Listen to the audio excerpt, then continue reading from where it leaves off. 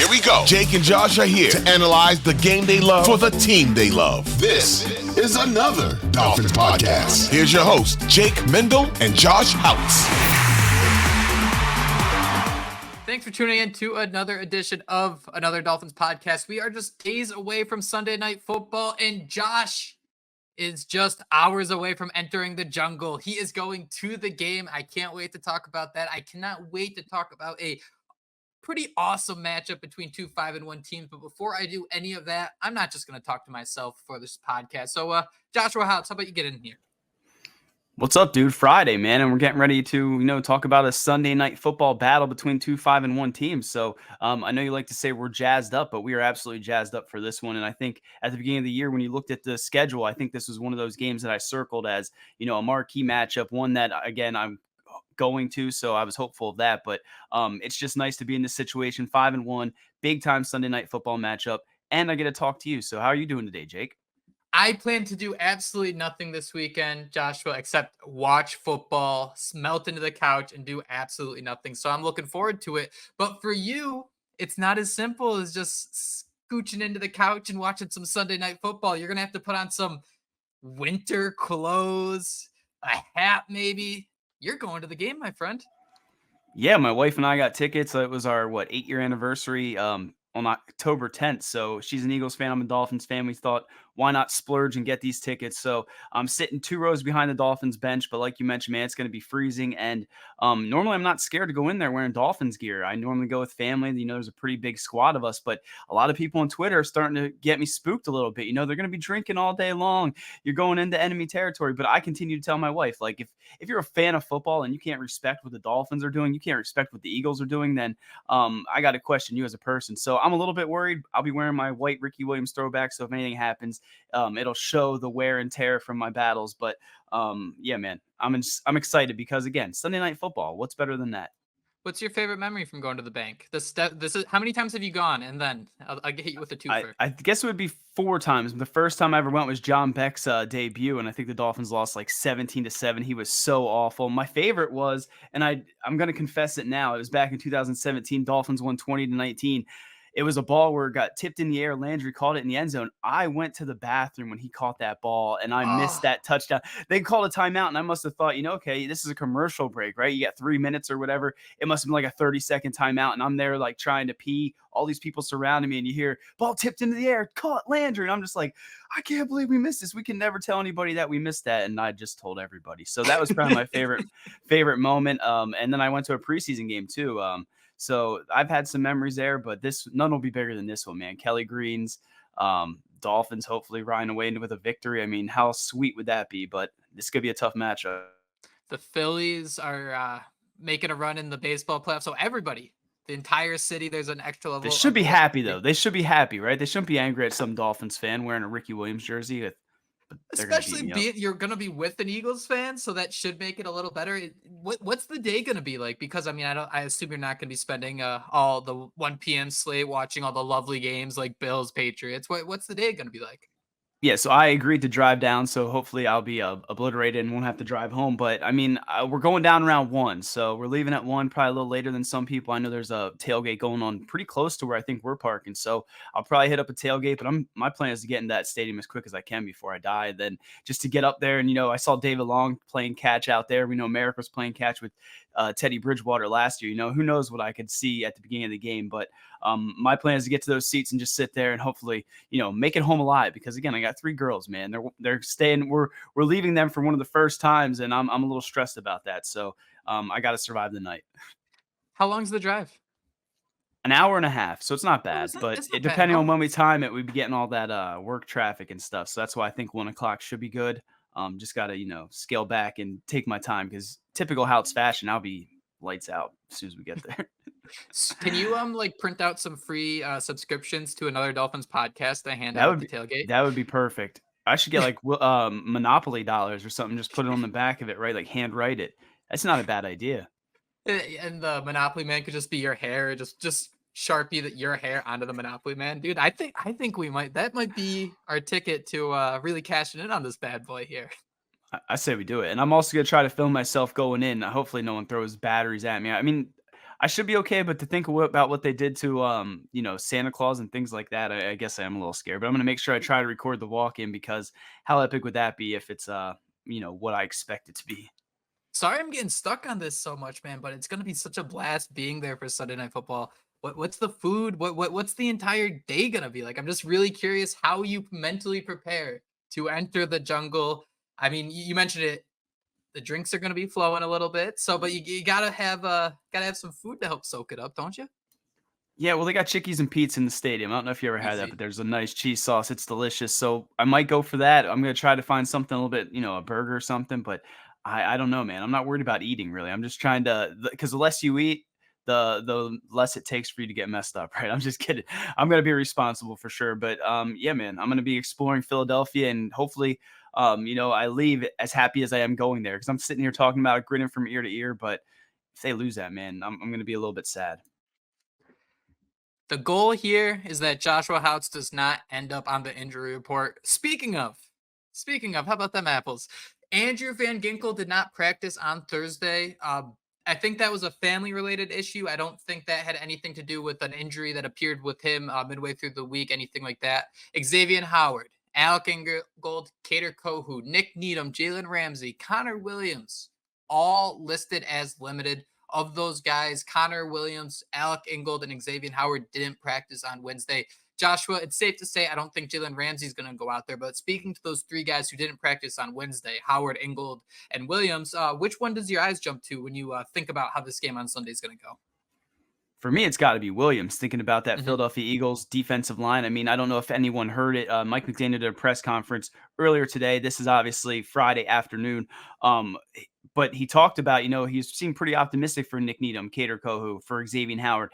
Didn't really sound that way for Connor Williams. Said, we went out there, we tried to play through it, and it seemed like it got worse, aggravated it worse the more he practiced. So it sounds like they're going to do what's best for the player long term here. So I truly don't expect Connor Williams to be out there, and that absolutely scares me when you look at that Philadelphia Eagles defensive front. Fletcher Cox, Jordan Davis. They got Jalen Carter up there too. Hassan Reddick is an absolute beast. So Liam Eichenberg, just to think about him going up against some of those guys makes me queasy, but we got, I guess, maybe temper it back a little bit because he did show out last week. But this Philadelphia Eagles defensive line, that defense is an entirely different monster. Yeah, and you have to think for someone like Liam Eichenberg, this is going to be his third game at center. The Bills last week, and now playing the Eagles.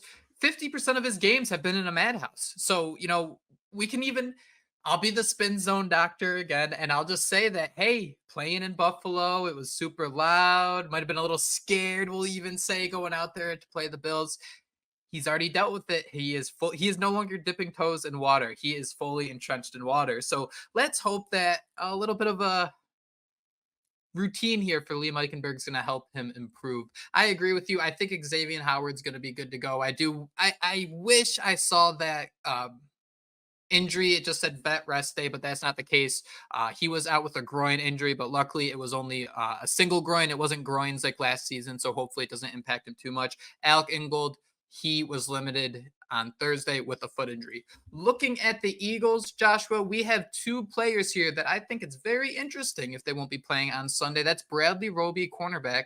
He's dealing with a shoulder injury. He didn't practice Wednesday and Thursday. And then Reed Blankenship, there's starting free safety. He has a rib injury, and he also didn't practice Wednesday or Thursday. Josh, we can talk till we're blue in the face about that Eagles defensive line, but maybe the Dolphins just get the ball out too quickly. They negate it. How about that?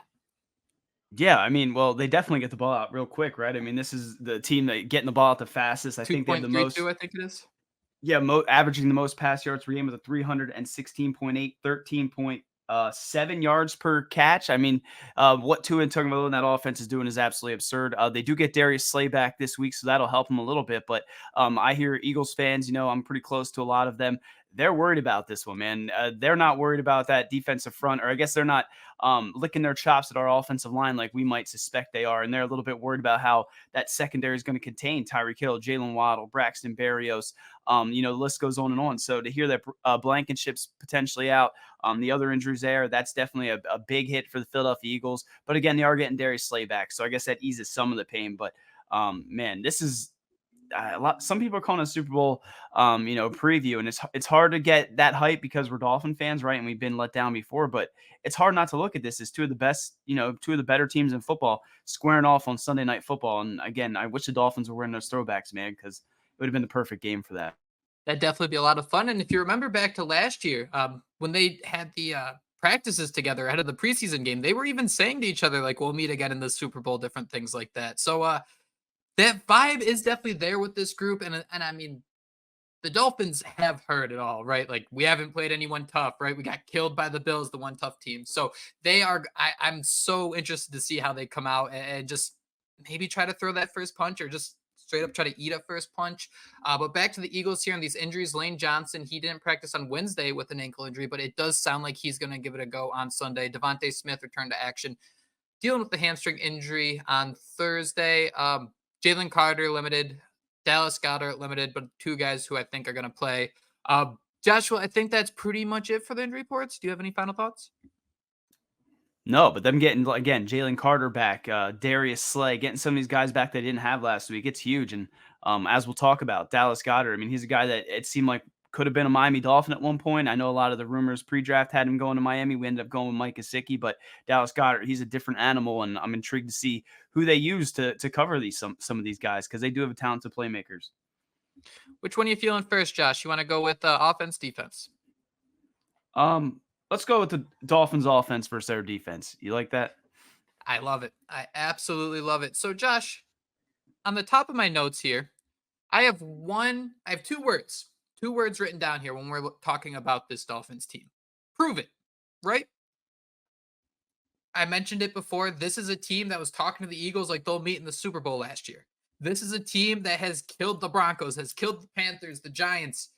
Go out there and prove it against a Philadelphia Eagles team. Now, to start this conversation, Josh, is it fair to simply boil it down to the Dolphins just need to go out and prove it at against a very great team, a potential Super Bowl favorite in their home stadium, one of the most bananas home stadiums in the entire NFL?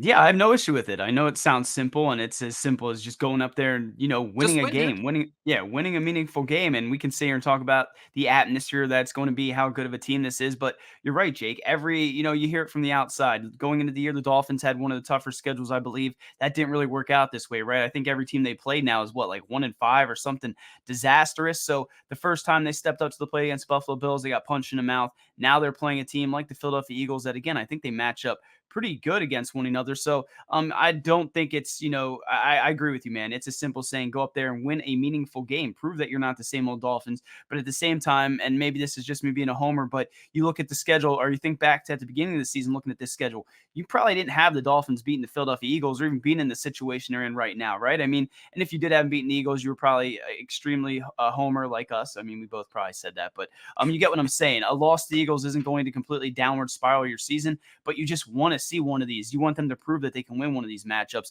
and who better to do it against than arguably the best team in the NFC? Raheem Mostert was the AFC Offensive Player of the Week last week, 115 rushing yards, 3 total touchdowns. Man, we continue to talk about this Eagles defensive line. Do you think that the Miami Dolphins offense, which Mike McDaniel, the run guru, is going to simply say, hey, we're going to try to just maybe use screens a little more often, try to just push the ball outside a little bit more often just to completely negate the defensive line? Or do you think there might be a lot of motions in the backfield where they do try to get these swing passes off, where you're hoping that you can maybe tire down this group over time and then take advantage of maybe some inside runs?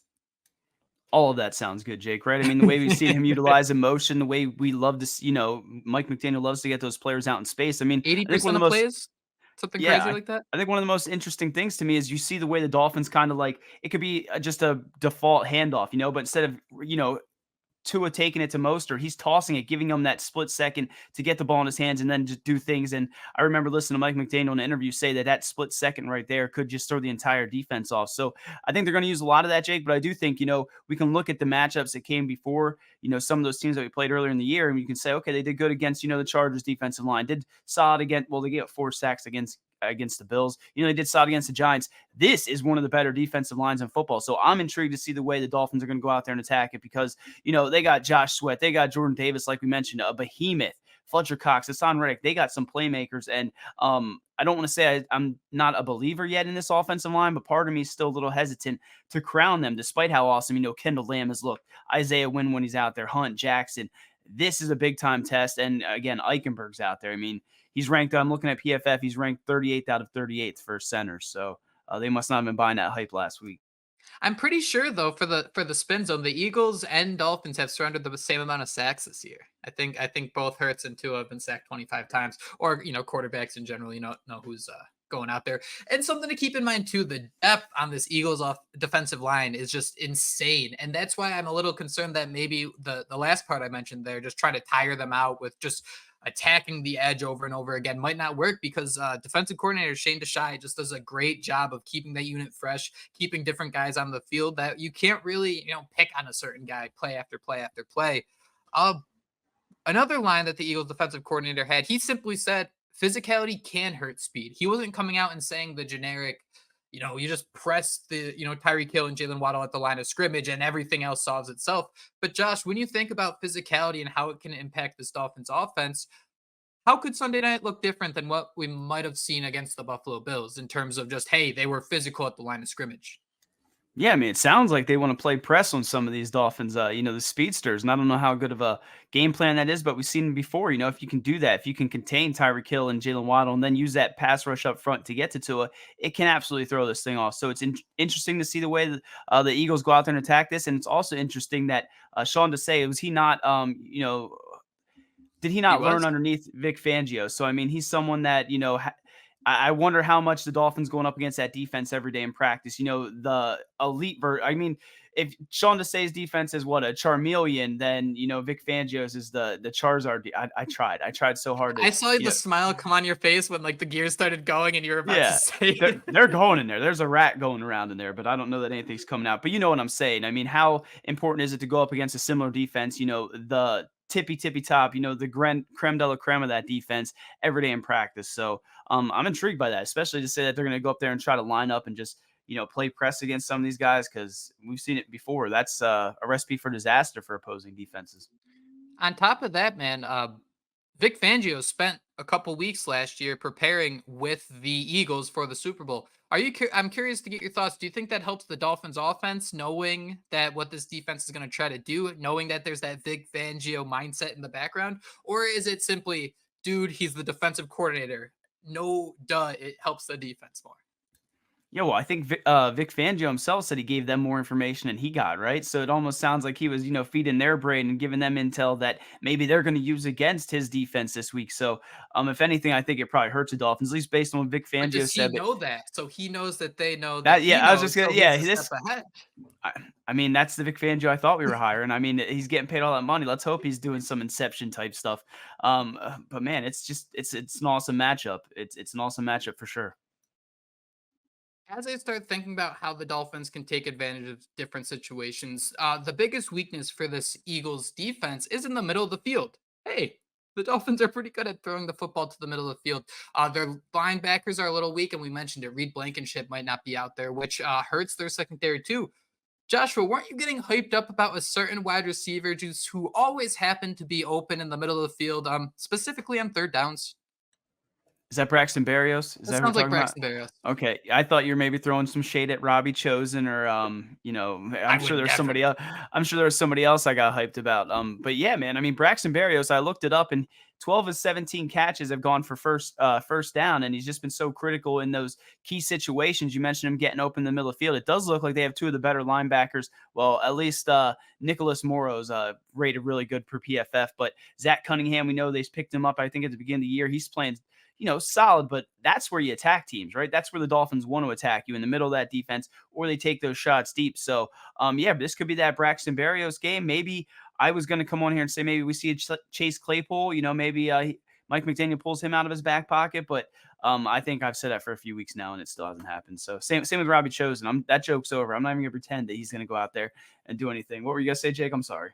Dude, I'm going to say you got me jazzed up, man, because You say that like Chase Claypool, like every week we're hoping, yes, but every week we say it, it gets more likely, right? He's not going to be on the practice squad or he's not going to be inactive forever. I kind of thought this would be like a Durham Smythe game. I do think that the way the Dolphins can take advantage of this game is either outside quick or over the middle quick. And that's where I think, hey, if you have Tyreek Hill, Jalen Waddle, Braxton Berrios, Raheem Mostert out there, maybe you can let Durham Smythe take advantage of some easy opportunities over the middle. But man, if you're saying that could be Chase Claypool instead, sign me up. I'm in. I'm in. Let's have the Chase Claypool game. Yeah, Welcome to Miami. welcome to Miami. Empanema Miami, right? That's what they say. I picture him in like the Wildcat, almost that's just busting out the Wildcat. But we're talking about Raheem Mostert, talking about that offense. I do have written down that the Eagles defense is only allowing 3.1 yards per carry.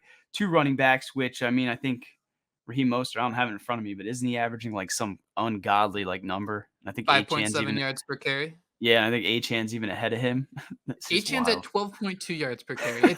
It's like I can't even do that on Madden on easy. Like that's like above No. Madden. You It's could ridiculous. play 1 versus 2 with 2 controllers and just put the 1 controller down and probably couldn't even do that, right? The computer would The tackle guy you would before still you get strafe into me. yeah. Or you just randomly run out of bounds or something. And then I'd still just yell at Liam Eichenberg like it's his fault. No, that block was his fault. I'm just making it little joke. Another Raheem Mostert stat here: 13 carries of at least 10 yards, only behind CMC for the best in the league. He's on pace to reach LaDainian Tomlinson's NFL record of 33 touchdowns. This man belongs in the MVP conversation. I'm going to say it again. One final note I have here on the Miami Dolphins offense, Josh. How about Jeff Wilson? Think he's going to have a big impact? And if he is active, how do you see he kind of finds himself working in this offense? Because I don't necessarily know if I see him being that like De'Von Achane. You can kind of line up side and then line up outside and then work back over the middle and different things like that. I could be wrong. Forgive me. Who did you? Oh, you said Jeff Wilson. I thought I missed the beginning of it, and I thought you were saying Cedric Wilson. I was like, there ain't no way you asked him about Cedric Wilson. Yeah, I guess it'd be perfect timing, right? I mean, Chris Brooks just went on injury reserve before we came on here, so I mean, the Dolphins have that space. They have that need now, so yeah, it sucks after that beast mode type run. So I could see them activating Jeff Wilson, him being on a snap count as we've seen. I think that's the way they're working Jalen Phillips into things. So I could absolutely see that. Another thing I want to mention with this offense, is it not going to be awesome to see Tyreek Hill versus Darius Slay? I know you don't like, these individual matchups. They can move around. It could be an entirely different story, but I have written down that Tyreek Hill has 4 games with 150 yards or more, and he had 6 catches last week for 163 yards and a touchdown. I think he's the number 1 receiver in football right now, and he's absolutely on pace for that 2,000 yards. So Darius Slay's coming back this week. Darius Slay versus Tyreek Hill.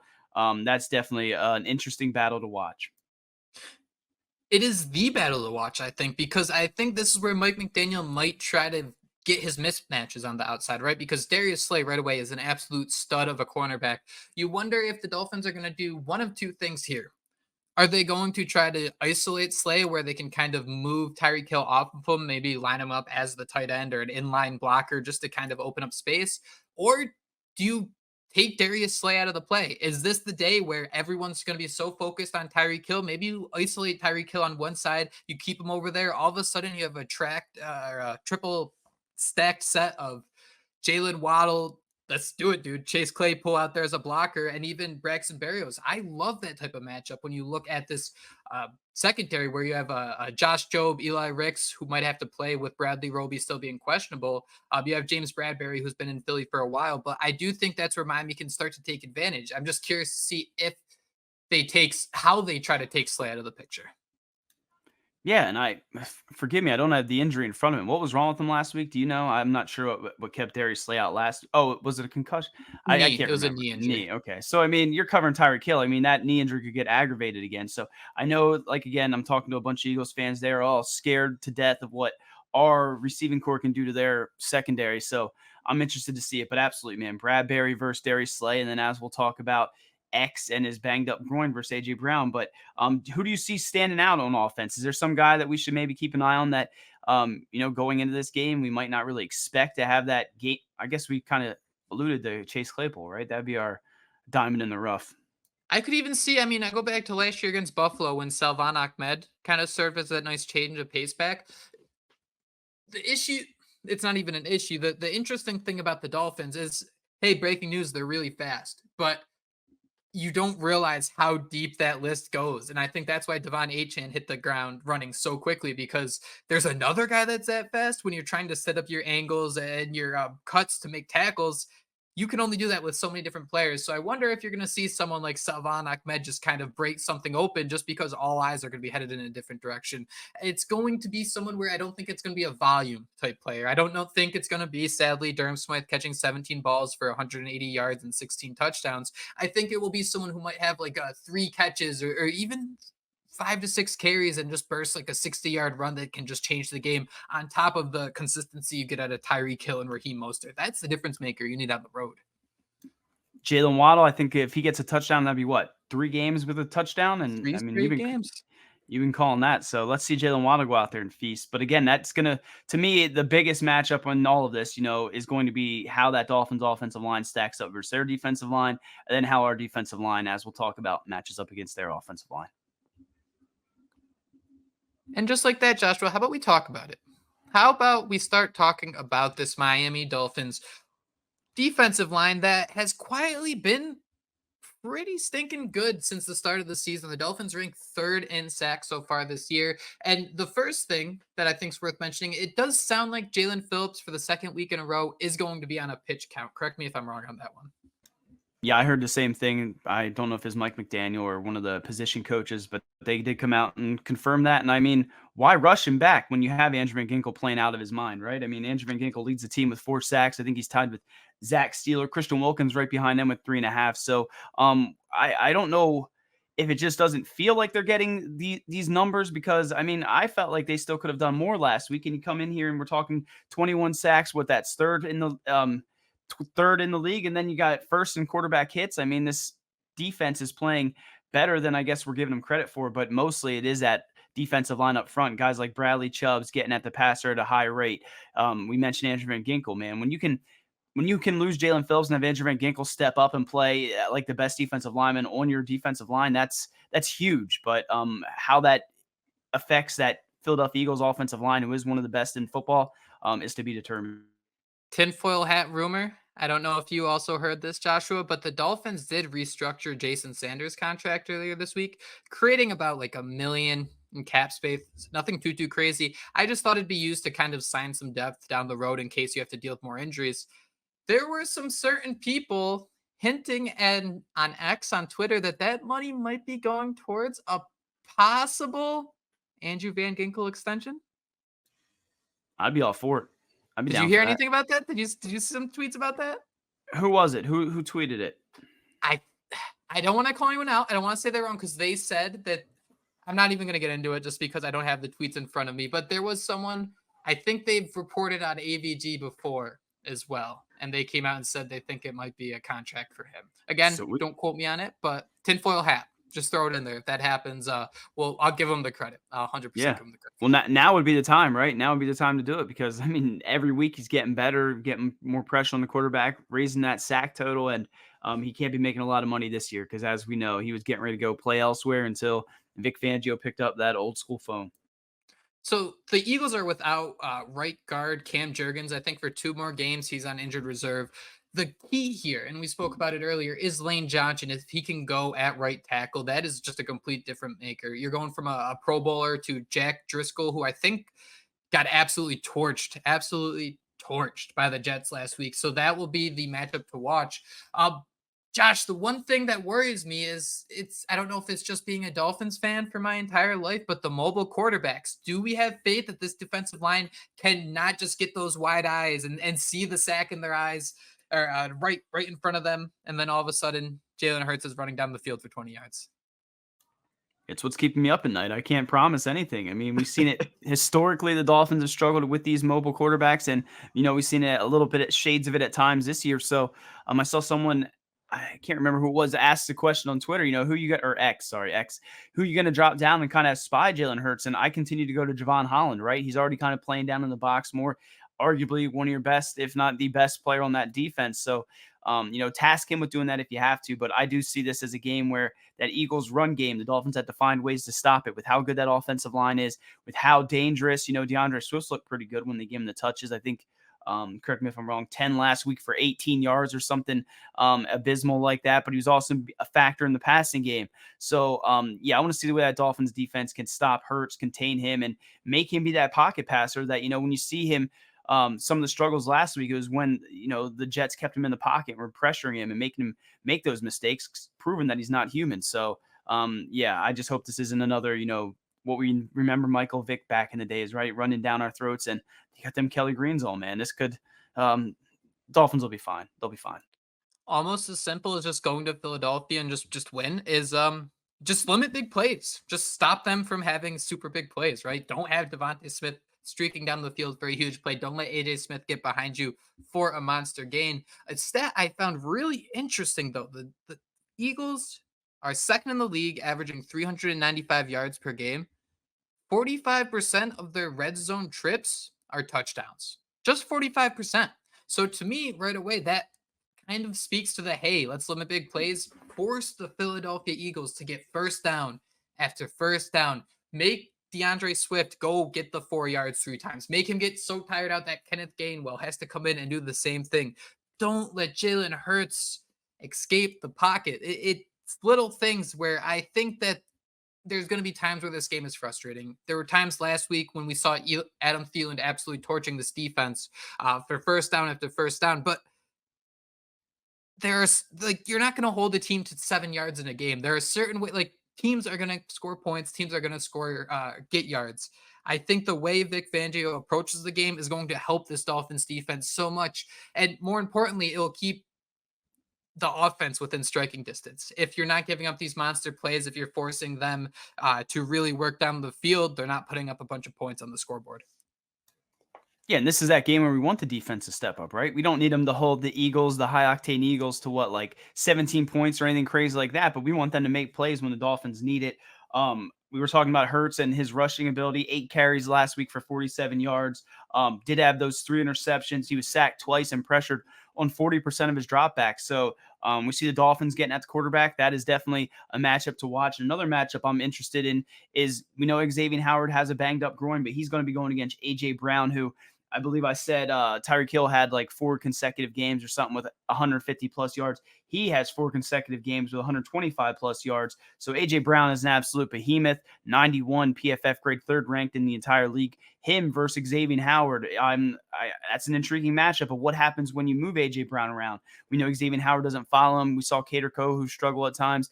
Eli Apple, get him out of here. Do you think this is a game we see Cam Smith at all, Jake? We continue to hear that he's getting better, getting more reps under him. Could this be one of those games where you need his physicality out there and to use him to counter Devontae Smith, A.J. Brown, and some of those other offensive weapons the Eagles do have? Kat and I were talking about this a little bit yesterday. And the one thing that's kind of spooky about playing someone like Cam Smith is, if you go back to the preseason, the one play that sticks out in your mind is that double move where he got absolutely cooked. And when we're sitting here preaching hey, we need to limit big plays, this is why Cam Smith hasn't really seen the field yet. He needs to just prove to the coaching staff that he can be that guy who can just, you're going to get beat once in a while, but you cannot get beat for the 70-yard touchdown. You cannot just have the defense kind of fall apart on itself. So that is where I'm a little concerned that this might not be the week. I kind of thought we'd see him a little more last week. I was surprised he only played a few snaps at the end of the Panthers game because I think you do got to get these guys in. Just like with Liam Eichenberg, having him start against the Bills for the first time at center, I don't think that's necessarily fair and not how to get out there on your best foot.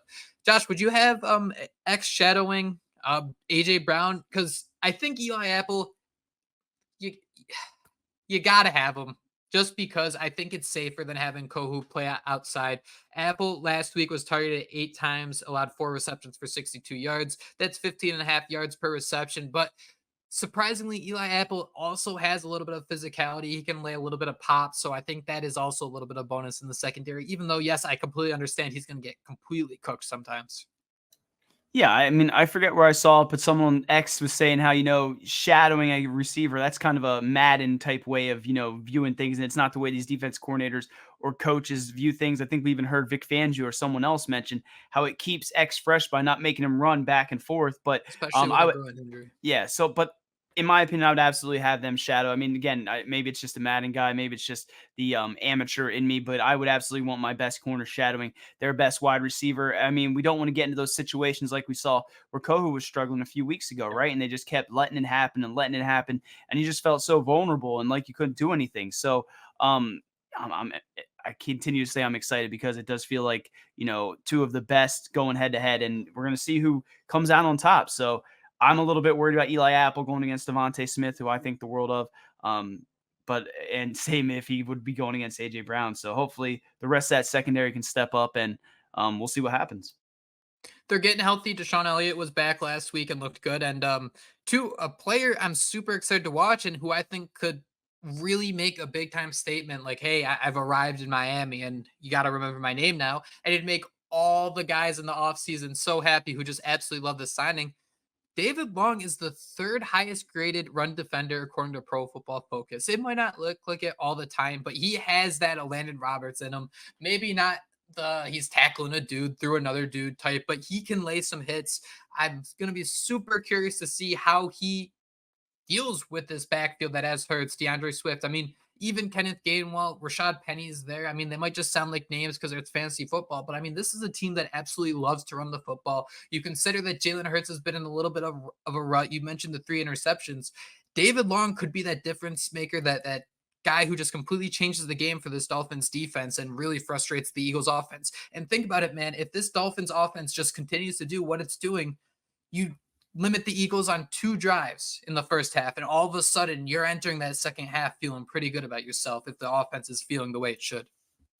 Yeah, when you see the matchup being so important in the trenches, you absolutely want to see David Long continue what he's doing. I think it took him a few weeks to get into this defense, right? To kind of get his footing, and we're starting to see what type of playmaker he can be. I pulled it up. He's leads the team with 47 total tackles. He has the 1 sack, 4 tackles for a loss. He has 1 tackle, more than Javon Holland. But we're starting to see the player that we all were posting highlights of, right, during training camp and mini camp and from his days in Tennessee. He's instinctive. He's fast. He can cover if he needs to. He can get to the quarterback. He can do a little bit of everything. And we talked about before, where does Andrew Van Ginkel go when Jalen Phillips is healthy? And you continue to look at these linebacker room, you're not going to take David Long off the field, right? There might be some wiggle room there with Jerome Baker.